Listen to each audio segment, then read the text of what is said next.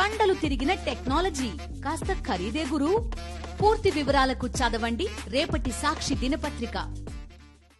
గోపి గారు, ఈ వరదలకు ముందు డిజాస్టర్ మేనేజ్మెంట్ తీసుకోవాల్సినటువంటి జాగ్రత్తల విషయంలో, ప్రభుత్వం తీసుకోవాల్సినటువంటి జాగ్రత్తల విషయంలో ఫెయిల్ అయింది. ఏమాత్రం కూడా ఒక్క అడుగు కూడా ముందుకు వేయకుండా చాలా నిర్లక్ష్యంగా వ్యవహరించడం వల్లే ఈరోజు ఈ పరిస్థితి చూసాం.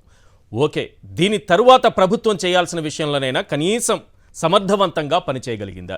ఈరోజు 2,76,000 మంది నిరాశ్రయులయ్యారని, అంటే వరదలో కూరుకుపోయారని, ఇంతమంది ఇబ్బందులు పడుతున్నారని వాళ్లే చెబుతూ 14,160 మందిని సేఫ్గా తీసుకొచ్చామని చెప్తున్నారు. 32,000 కుటుంబాలకు నిత్యావసరాలు ఇచ్చామని చెప్తున్నారు.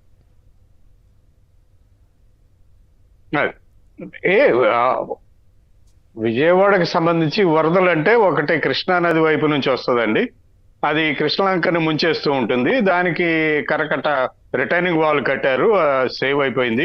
కృష్ణానది వరదలు 99లో కానీ, 2002లో కానీ, 2005లో కానీ చూసాము, అయిపోయింది. ఈ రెండో వైపు ఈ బుడమేరు నుంచి వస్తుంది. ఈ బుడమేరు ఖమ్మం జిల్లాలో పుట్టి తిరువూరు, మైలవరం మీదుగా ఇట్లా వస్తుంది.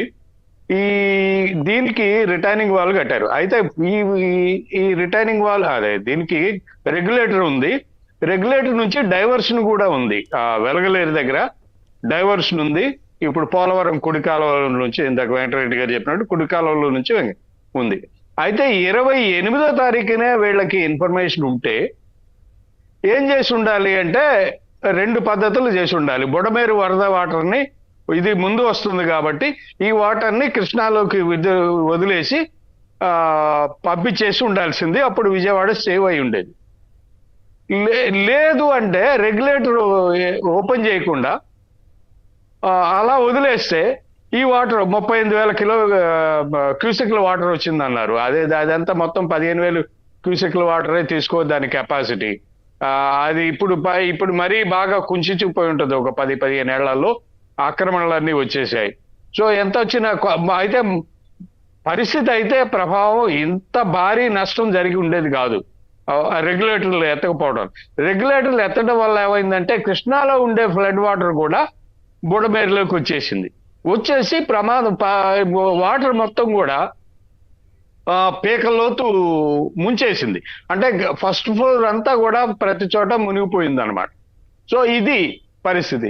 ఈ పరిస్థితి 4 రోజుల పాటు కొనసాగితే కూడా అధికారులు మరి స్పందించలేకపోవడం. అంటే దీనికి ముందే అధికారులు, ఇరిగేషన్ అధికారులు, పట్టిసీమ అధికారులు పట్టిసీమ వాటర్ ఆపేసి ఉండాలి. అలాగే ఈ ఇరిగేషన్ అధికారులు ఇక్కడ వెలగలేరు దగ్గర రెగ్యులేటర్ ఓపెన్ చేసి కృష్ణాలోకి పంపించి ఉండాలి. లేదా రెగ్యులేటర్ ఓపెన్ చేసి కృష్ణాలో వరద ఎక్కువ అవగానే రెగ్యులేటర్ ఆపేసి ఉండాలి. ఇవన్నీ ఇట్లాంటి పనులన్నీ చేసి ఉండాలి. రెండోది, విజయవాడ నగరపాలక సంస్థ అధికారులు ఆ పాయకాపురం, సింగనగరు, రాజరాజేశ్వరిపేట ఆ ప్రాంతాల ప్రజలను, లోతట్టు ప్రాంతాల ప్రజలను, ముఖ్యంగా ఇది బుడమేరు నది ప్రవాహం అంచున ఉన్న కుటుంబాలను ఖాళీ చేయించి షిఫ్ట్ చేసి ఉండాలి. అది విచిత్రం ఏంటంటే 4 రోజుల తర్వాత కూడా ఒక్క రిలీఫ్ క్యాంప్ కూడా లేదేంటి విజయవాడలో? ఒక్క రిలీఫ్ క్యాంప్ కూడా పెట్టినట్టు కనిపించడం లేదు నాకైతే. రిలీఫ్ క్యాంపుల్లో ఎంతమంది ఉన్నారో, ఎక్కడున్నారో కూడా తెలియడం లేదు. రిలీఫ్ క్యాంపులు ఏర్పాటు చేయాలనే ఆలోచనే ప్రభుత్వానికి ముందుగా రాలేదు. అసలు ఇంత అలర్ట్ రాలేదు. ముందుగానే బుడమేరు పరివాహక ప్రాంతం మొత్తం కూడా ఆ సింగనగర్ వంతెన వరకు ఆ దిగువ ప్రాంతాల్లో కూడా ఈ మొత్తాన్ని ఖాళీ చేయించి షిఫ్ట్ చేసి ఉండాలి. ఎందుకంటే 28వ తారీఖు వచ్చింది. నీకు 2 రోజుల టైం ఉంది. ఈ 2 రోజుల టైంలో అవి మొత్తం ఖాళీ చేయించి బస్ స్టాండ్కో, మరో చోటుకో, కాలేజీలోకో, ఎక్కడికో షిఫ్ట్ చేసి ఉంటే నష్టం ఇంతగా జరిగి ఉండేది కాదు. మరి ఎందుకు అలసత్వం వహించారు, ఏమైందో తెలియదు. అసలు వరద అంత పెద్ద ఎత్తున వస్తుంటే బుడమేరు రెగ్యులేటర్ ఓపెన్ చేయాల్సిన పరిస్థితి ఎందుకు వచ్చింది అనేది చెప్పాలి. జగన్ భక్త అధికారులు ఈనాడు దినపత్రిక వాళ్ళ నిర్లక్ష్యం. జగన్ భక్త ఇక 3 నెలల తర్వాత కూడా ఇంకా జగన్ భక్త అధికారులు అక్కడ ఉంటారు. ఇప్పుడే కాదు, ఈ వరదలు 2029 మార్చిలో వచ్చున్నా, అంటే మంచి ఎండాకాలంలో కూడా ఈ వరదలు వచ్చున్నా ఊహిద్దాం, అప్పుడు కూడా జగన్మోహన్ రెడ్డి గారే అని చెప్తారు. దీనికి కారణం అప్పుడు కూడా జగన్మోహన్ రెడ్డి గారే. 2005లో ఎండాకాలంలో ఎలా వర్షాలు వస్తాయి? వరదలు ఇది వచ్చాయి. జగన్మోహన్ రెడ్డి గారు చేసినటువంటి కుట్ర. మొన్నెవరో ఏదో ఒక ఎల్లో మీడియాలో చెప్తున్నారట, చైనా వాళ్ళు దాన్ని ఆర్టిఫిషియల్గా మేఘాలు సృష్టించి ఇక్కడ పడేలాగా చేశారట విజయవాడలో. లేకపోతే చంద్రబాబు నాయుడు గారు అరచేత్తో ఆపేసి ఉండేవాళ్ళట. ఇలా చైనా వాళ్ళ వల్ల ఆపలేకపోయారట వాళ్ళు చెప్తున్నారు. దాన్ని చర్చించుకుంటున్నారు ప్రజలు. దౌర్భాగ్యం ఏంటంటే దాన్ని చర్చించుకుంటున్నారు ప్రజలు.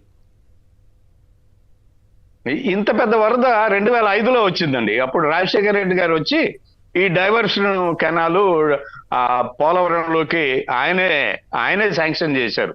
ఆయన పథకమే అది. అది కానీ సకాలంలో వీళ్ళు వాడుకొని ఉంటే అధికారులు, విజయవాడ సింగనగర్ కి ఇంత పెద్ద ప్రమాదం వచ్చి ఉండేది కాదు. రైట్.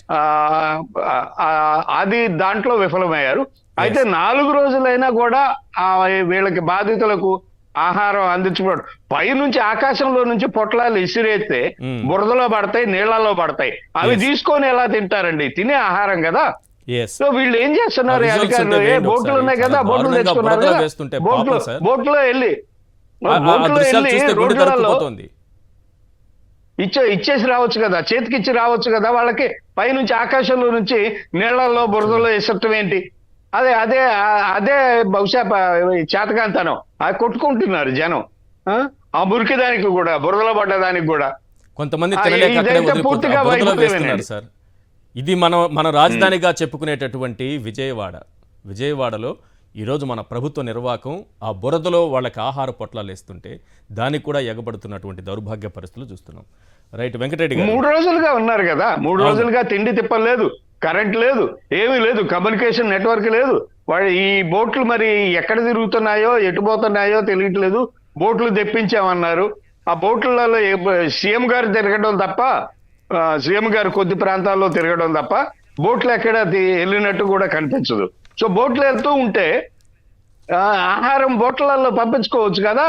పంపించుకొని ప్రతి ఇంటి మేడ మీద ఉన్నారు జనం, ప్రతి ఇంటి మేడ మీద ఉన్నారు. వాళ్ళకి అందించడానికి ఏమి అడ్డు వచ్చింది అధికారులకు? ఆకాశంలో నుంచి హెలికాప్టర్ల నుంచి పొట్లాలు వేసడానికి ఎంతకాలం? టెక్నాలజీ మారిపోయింది కదా, భారతదేశంలోనే కాలం మారుతుంది కదా. 1977 దివిసీమ తుఫాను కాదు కదా ఇది. దివిసీమ తుఫాను కాదు కదా, 77 కాదు కదా. We are 2024. మనకి చాలా అవకాశాలు ఉన్నాయి.